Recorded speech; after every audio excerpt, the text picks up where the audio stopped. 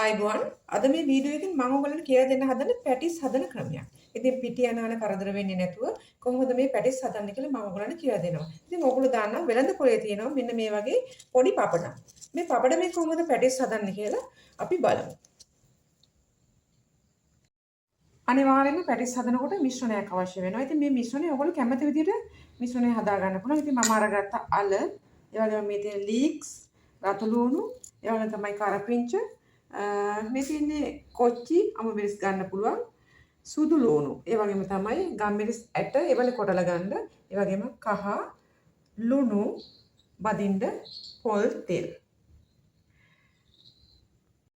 හරි. ඊට පස්සේ මං කලේ මේ කරපිංච, රතු ලුණු, කොච්චි අමුමිරිස් ගන්නවා නම් අමුමිරිස් කමන්නේ, ඒ වගේම ලීක්ස් ඒවා හීනියට ලියාගත්තා. ඊට පස්සේ මේ සුදු ලුණු මං තලලා ගත්තේ. මේ ගම්මිරිස් කොටපු එකේ තලපු නිසා තමයි මේ පාට තියෙන්නේ. අල රසායනික ලුණු දාලා තම්බල පොඩි කරගත්තා. අපි දැන් මිශ්‍රණය හදමු. පොල් තෙල් ටිකක් දාන්න. අපි ඉස්සෙල්ලාම දාමු සුදු ලුණු. ඊට පස්සේ දාමු කරපිංච.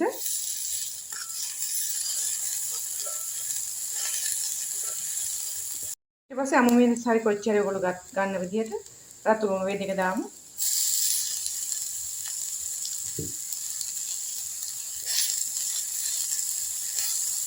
ඊට පස්සේ අපි මේ ලුණු දාමු. අපි අර අල වලට ලුණු දාපු නිසා ටිකක් දාන්න ලුණු. ඊට පස්සේ ගම්මිරිස් කුරු ටිකක් දාන්න. ඊට පස්සේ මේක ලස්සන පාටක් එන්නත් ඒ වගේ විස බීජ නාශකයක් වශයෙන් අපි කහ දාමු. දැන් දාමු ලීක්ස් ටික.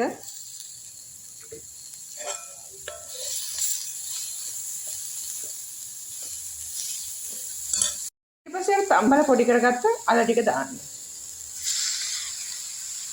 දැන් මේක ලස්සන පාටකට තියෙනවා. ඉතින් මේ ගාන වගේ වෙනකොට ලිපෙන් ඉවත් කරන්න.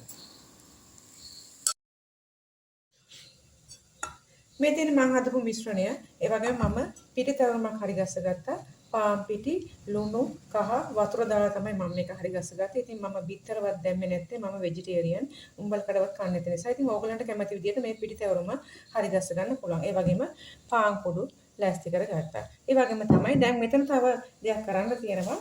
මේ ඔයගොල්ලෝ දන්නවා මේ පපඩම. මම දැන් පපඩම එන්නේ මේ පැටිස් හදනවා කියලා කිව්වේ මේ පපඩම මේක මෙහෙම නවන්න බෑ කැඩෙනවා. ඉතින් මේකට ඔයගොල්ලෝ කරන්න ඕනේ කොහොම හරි මේක විනාඩියකටත් වඩා අඩුවෙන් හුමාලෙන් පොඩ්ඩක් තම්බ ගන්න ඕනේ. ඉතින් ඕගලන්ට පුළුවන් විදිහට ඒක කරගන්න. මම නම් මෙහෙම තියලා ස්ටීමර් එකේ දාලා තමයි කරන්න හදන්නේ. මේ විදිහට මෙන්න මෙහෙම තියලා එක පිට එක තියලා මේක ඕන විදිහට විනාඩියකටත් වඩා අඩු කාලයක් පොඩක් අර නවන්න පුළුවන් වෙන විදිහට මේක හුමාලෙන් තම්බ ගන්න.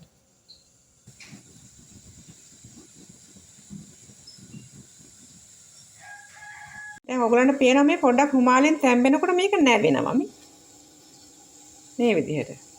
අන්න ඒ විදිහටයි කරගන්න ඕනේ. ඉතින් ඔයගලන්ට වෙන මොකක් හරි ක්‍රමයක් තියෙනවා නම් ඒත් කමන්නේ. මම මේ ස්ටීමර් එකේ දැම්මේ.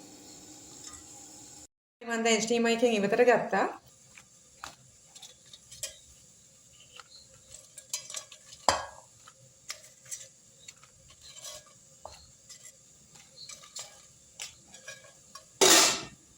ඔයගොල්ලෝ මේ රස්නේ පිටින්ම වගේ මේක මෙහෙම දෙකට නවන්න ඕනේ. මිශ්‍රණයෙන් ටිකක් තියලා මේ විදිහට ටක් ගාලා නැත්තම් කැඩෙනවා ටිකක්. ඉතින් මෙහෙම ටක් ගාලා මෙහෙම කරලා මේ විදිහට මෙහෙම පිටි මිශ්‍රණය තවරලා මෙහෙම පාන් කුඩු එකේ දාන්න. හරි. මෙහෙම දාන්න. මේ දෙක එකට මෙහෙම හොඳට දෙක එකට තද කරන්න. ඊට පස්සේ කරන්නේ අපි ගෑරුප්පුවක් අරගෙන මේ විදිහට ගෑරුප්පුවක් අරගෙන මෙන්න මෙහෙම කරන්න. මේ තියෙන්නේ. මෙන්න ගෑරුප්පුව අරගෙන මේ විදිහට තියලා මෙන්න මෙහෙම කරන්න. තද කරන්න.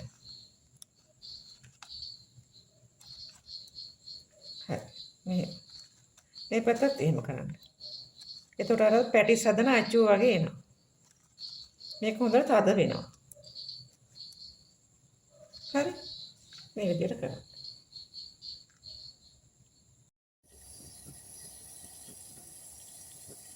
ඉතින් ඔයගොල්ලන්ට ස්ටීමර් එකක් එහෙම නැත්නම් තව ක්‍රමයක් මම කියනවා. මෙහෙම මුට්ටියක් මෙහෙම ලිපේ තියලා මේ ඉන්දියාප්ප තට්ටුවක් තියලා මෙන්න මෙහෙම තියන්න. ටිකක් වෙලා යනකොට මේක ඇකිලෙනවා. දැන් ඔයගොල්ලන්ට පේන හැටි මේක අර නැවෙනවා. එහෙම කර කර ගන්නත් පුළුවන්. හරි. මම මේ විදිහට හැදුවා. ඉතින් මේ පපඩම ඔයගොල්ලෝ දෙකට නවලා මේ දෙපැත්තම එකට සම්බන්ධ වෙන තැනට තමයි වැඩි අවධානයක් යොමු කරන්න ඕනේ. ඉතින් පිටිතැවුම ඔයගොල්ලෝ හරියට හදාගත්තා නම් ඔයාලට මේක කරන්න පුළුවන්. මට වැඩි හොඳට ඔයගොල්ලෝ පිටිතැවුම හදන්න දන්නවා ඇති. ඉතින් මම බිත්තර දාන්නෙත් නෑනේ. ඉතින් ඒක නිසා ඔයගොල්ලන් මේක මේ විදිහට ලස්සනට හරි ගස්සලා ගන්න. දැන් අපි මේක බදිමු.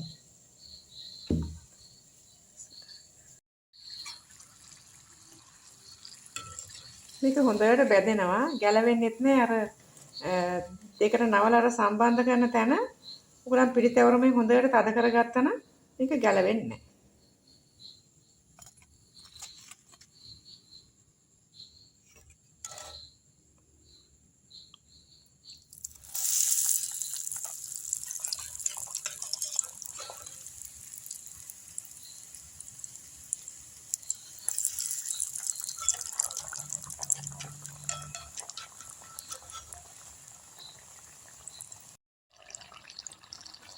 හරි මේකත් හොඳට බැදෙනවා.